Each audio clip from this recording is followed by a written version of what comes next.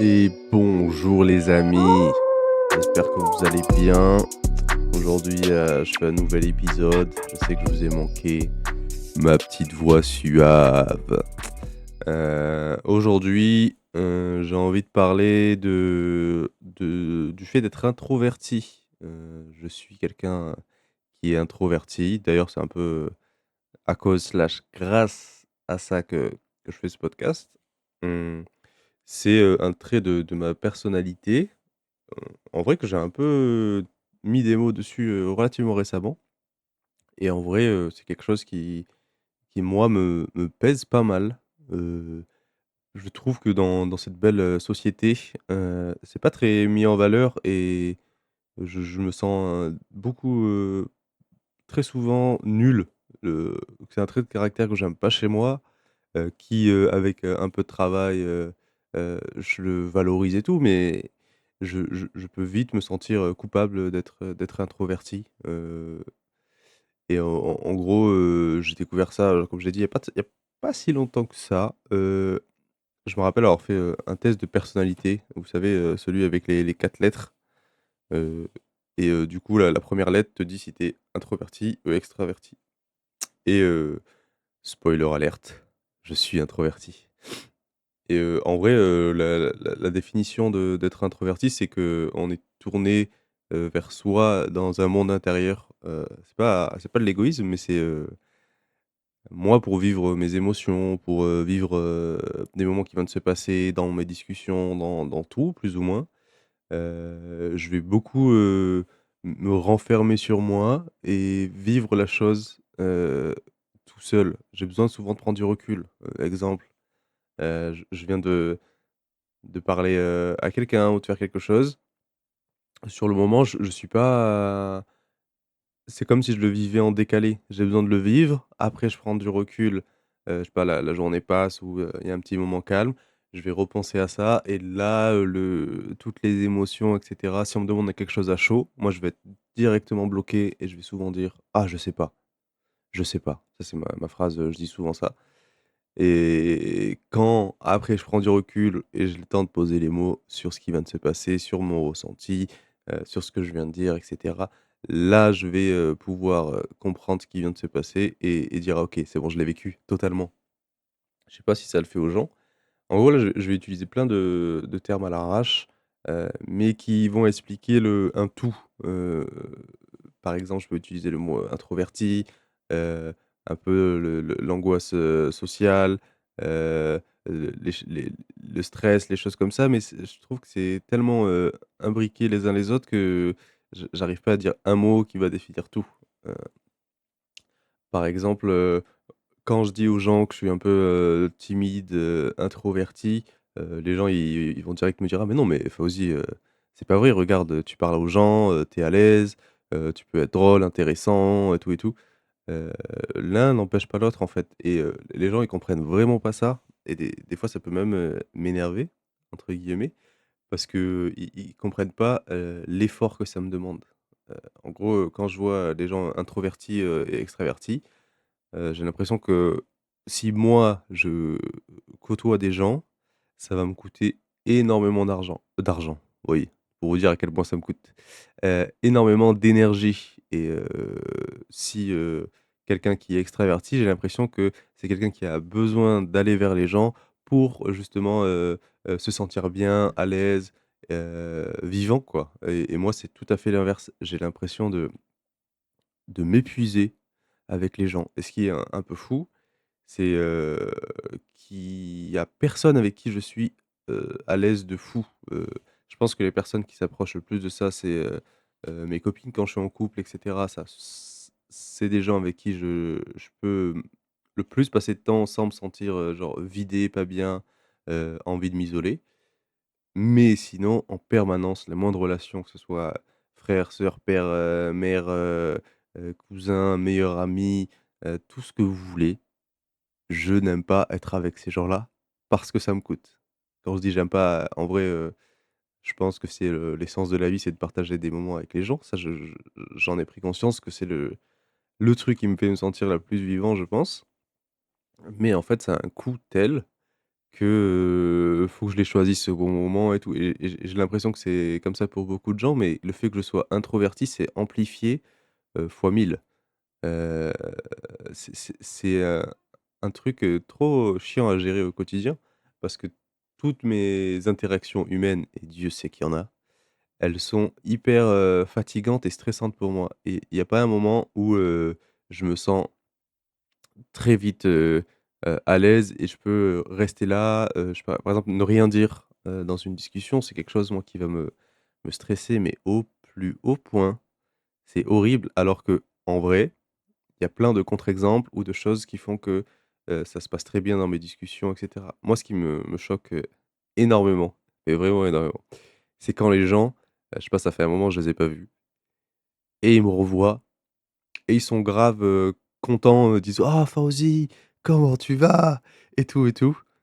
Alors que toutes les interactions que j'ai pu avoir avec eux, pour moi, hein, dans mon ressenti, ma vision des choses, j'ai été nul. Je me sentais vraiment, pas à l'aise, pas pertinent, je servais à rien et j'étais limite, oubliable ou remplaçable et en fait, bah, les gens m'apprécient comme je suis et j'ai mis beaucoup de temps à l'accepter et je sais plus où j'avais entendu ça, ça disait en gros, «Faut que tu acceptes les compliments, si les gens ils te font des compliments et tout, c'est que c'est vrai, c'est qu'ils le pensent». Moi, j'ai toujours eu le réflexe de me poser, et de prendre le compliment de la personne et un peu de le refouler en mode: «Oui, hein, tu dis ça par politesse, tu le penses pas vraiment». Mais, l'expérience prouve que, en vrai, quand les gens, me voient, il y en a plein et disent: «Oh, c'est trop cool de te voir, nanani nanana», genre ils font des compliments, bah, c'est que ça c'est vrai, quoi. Donc, j'ai beaucoup eu du mal à me sentir, légitime quand les gens me parlent, et tout et tout. J'y travaille, mais mon Dieu que c'est compliqué et en fait, c'est quelque chose qui est hyper fatigant, moi ce que je vis dans une discussion, c'est énormément de stress et tout. Bon, et du coup, pour, un peu dévier ça, moi je pense, je fais beaucoup de blagues, j'aime beaucoup, rire et c'est comme ça un peu ma porte de sortie, j'ai remarqué pour plein de choses. Donc j'aime bien dire des bêtises et cetera et en fait je me suis dit: «Dans ma vie, je vais, aller, me forcer et un jour ça passera, un jour tu seras à l'aise et tout». Par exemple, je suis parti en voyage et je me rappelle, quand je suis allé, en Australie, dans ma tête, je sais pas si c'est conscient ou pas, je me suis dit: «Ah, je vais dans un autre pays, à l'autre bout du monde où personne me connaît. Je vais pouvoir être une autre personne». Dans le sens où je serais à l'aise, je pourrais, je sais pas moi, je vais pas draguer des filles, j'étais en mode: «Allez, vas-y, tu peux aller draguer si tu peux jouer, au beau gosse, tu peux être le mec, grave, cool et tout».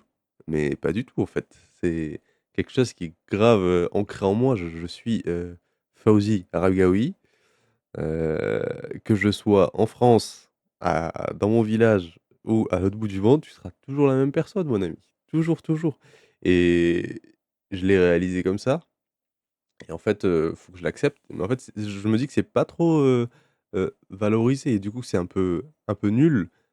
On a souvent l'image, je sais pas moi, dans des films et cetera, des gens qui parlent en devant des gens, qui captent l'attention, qui sont drôles, qui sont beaux, qui ont un peu pas de faille et tout.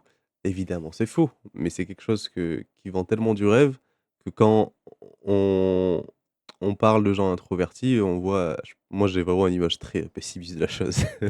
C'est genre, des gros, geeks qui, sont pas très beaux, qui sont enfermés, qui comprennent rien à ce qu'ils ressentent et tout, alors que c'est totalement faux. Moi, je sais, bah, je prends mon exemple à moi.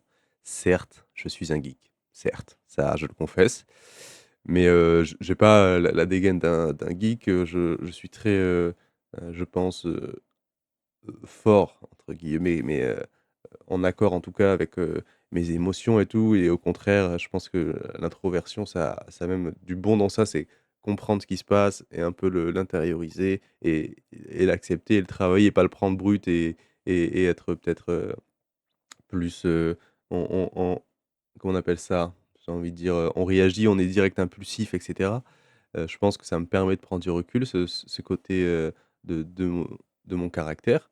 Mais vraiment, c'est compliqué au quotidien, quoi. Moi, je sais que j'ai plein d'exemples, en tout cas, Moi, j'aime être, solo. Quand je dis que je suis un geek, c'est que j'aime, être dans mon coin, jouer à des jeux vidéo, regarder des vidéos, apprendre des choses et c'est quelque chose que c'est un peu une bulle que je me crée, justement, où il y a personne, où je suis moi et c'est le seul moment où j'ai l'impression d'être moi et qu'il y a rien qui me freine.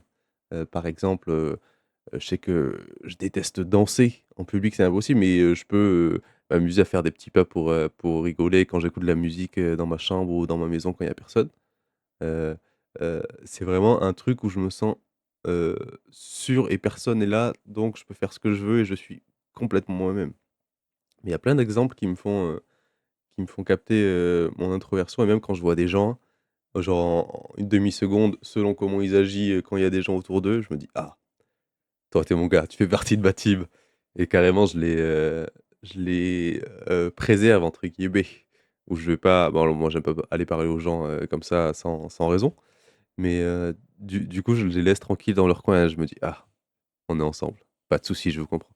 Mais ouais, c'est très, quand je suis un événement où il y a plein de gens, par exemple, un truc que j'ai notifié et qui me fait rire à chaque fois, c'est qu'inconsciemment, je vais être sur les côtés.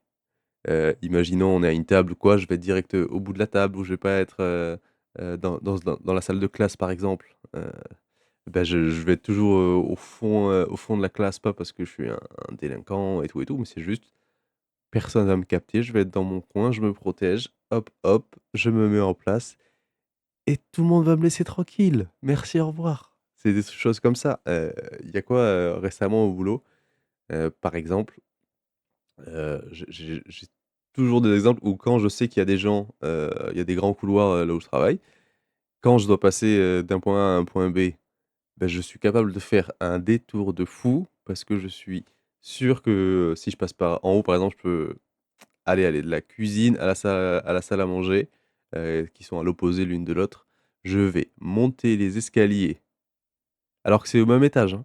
Je monte les escaliers, je traverse, un long couloir où il y a, quasiment personne. Je redescends et au moins je suis, sûr d'avoir croisé personne et c'est bête, hein, quelque part parce qu'en fait, quand je parlais de voyager tout à l'heure, c'est que je sais que grâce à toutes ces expériences, je peux tout faire. Je peux même faire des choses, extrêmement, gênantes, extrêmement, compliquées à faire et que même certains, personnes qui se disent, extraverties vont avoir du mal et vont bloquer.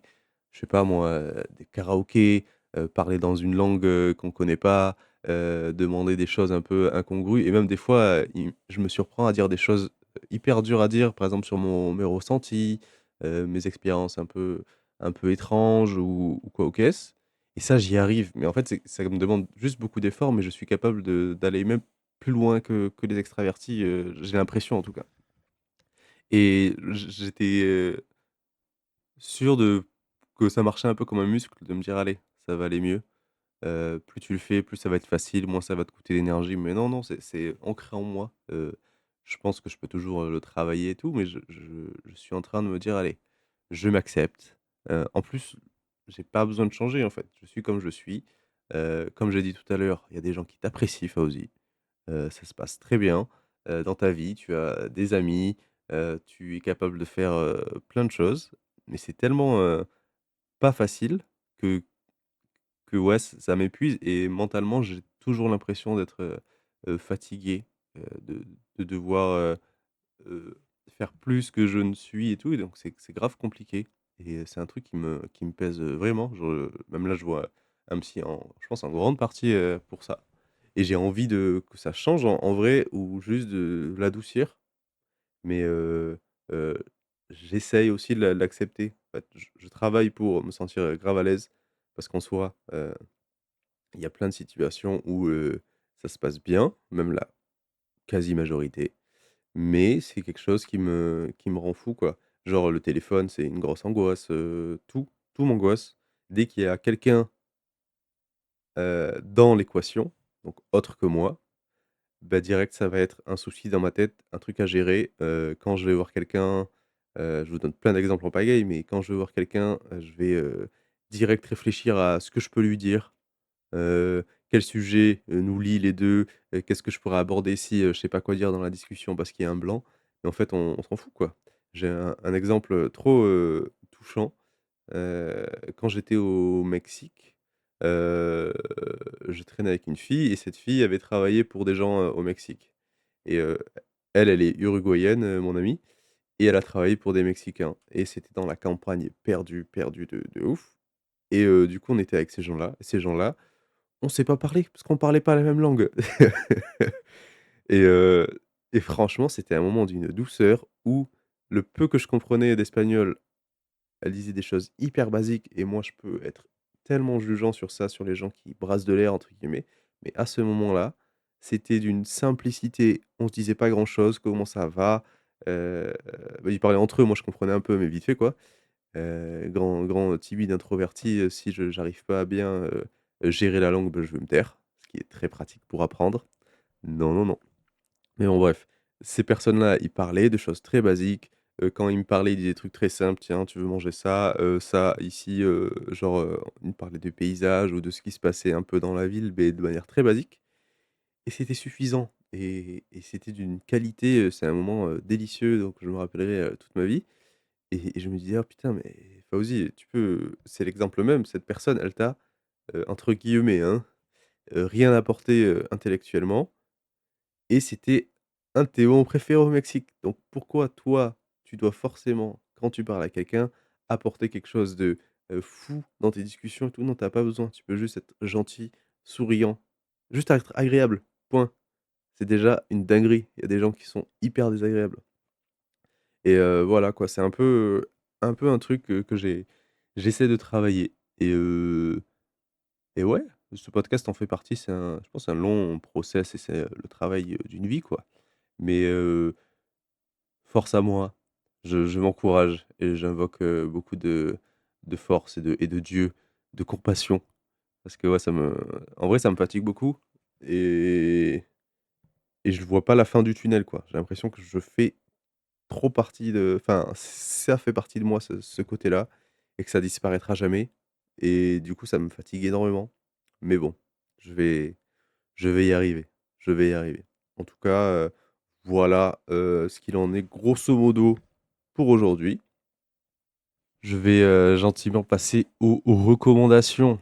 Alors, pour, Noël, une collègue de travail m'a gentiment offert un livre et c'est bête, hein, mais je ça revient un peu sur le sujet, j'ai tellement, le stress de devoir, être bien en société parce que je sens que je suis un peu en décalage, que quand là, une personne prend le temps de m'offrir un cadeau, beh, c'est un peu, des signaux qui me disent: «Ah beh, tu vois bien que tu as apprécié, que tu as pas besoin de faire le mec, tout va bien dans ta vie». Donc le livre qu'elle m'a offert, cette, jeune, demoiselle, s'appelle «Le prix du silence». C'est un livre, qu'elle, elle a kiffé. Elle m'a dit: «Oh, tu devrais le lire» et en gros, c'est sur, les sous-marins. En gros, c'est, une mission d'un sous-marin français, nucléaire qui part pendant, 2 mois et demi, en mer et évidemment, il se passe plein de choses. C'est un peu, je sais pas, je crois qu'on dit thriller, je connais pas les termes. Mais en gros, il, il se passe plein de choses dedans et du coup, moi, j'ai pas trop l'habitude de lire des trucs, de fiction et cetera et je me suis grave pris dedans. Dans le sens où il se passe des choses et du coup, j'ai pas envie de lâcher le livre. Ou j'y pense et j'adore. Au début, c'est un peu, dissuasif parce qu'il parle de plein de termes. En fait, c'est un nouveau monde. Le fait d'être dans des sous-marins, il y a plein de codes, de façons de parler, des abréviations et tout et au début, c'est un peu rebutant.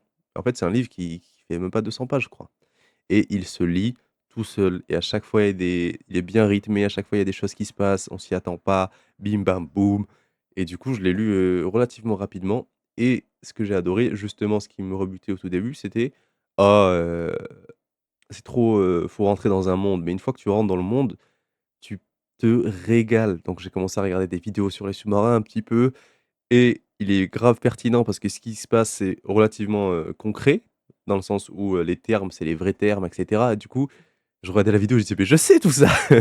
Mon livre me l'a dit, je connais les bails» et du coup, c'est hyper satisfaisant, ça rentre dans un monde, quoi. C'est trop, trop cool. Donc c'est Le Prix du silence. C'est Christophe Agnus, Agnus, je sais pas comment on dit, mais c'est pépite. Heu et ensuite, car je suis un geek, C'est un jeu vidéo que je viens de commencer et je suis en train de le défoncer. C'est un délire. Il s'appelle Tunic. Ceux qui ont la flemme de jouer, il y a une vidéo magnifique dessus qui m'a donné envie de l'acheter et de jouer, que je vous mettrai en lien évidemment. Et du coup, c'est un jeu où on invoque un petit renard.